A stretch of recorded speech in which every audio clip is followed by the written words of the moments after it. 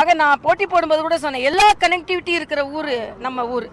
அது ரயில் connectivity, road connectivity, ஏர் connectivity, C connectivity. சில இடங்களில் தான் இது கிடைக்கும்.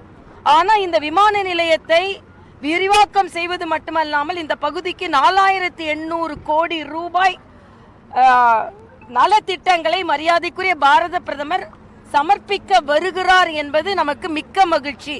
ஆக டெல்லியில் இருந்து தென்கோடிக்கு இங்கே வருவது நமக்கெல்லாம் மகிழ்ச்சி. வஉசி போன்றவர்களெல்லாம் இன்னைக்கு விண்ணில் இருந்து வாழ்த்தி கொண்டிருப்பார்கள். நாம் இந்தியாவில் செய்த கப்பலை நாம் உருவாக்கினோம். இன்னைக்கு ஆத்ம நிர்பர் பாரத் என்று இந்தியாவிலே உருவாக்கின்ற ராணுவ விமானங்களை கூட தயாரிக்கின்ற பாரத பிரதமர் தூத்துக்குடி மண்ணில் கால் வைக்கிறார் என்று நினைக்கும் பொழுது பாரதியார், நமது வஉ சிதம்பரம் பிள்ளை இவர்கள் எல்லாமே விண்ணில் இருந்து மகிழ்ச்சியாக அதை ஆசீர்வாதிப்பார்கள் என்று நான் நினைக்கிறேன்.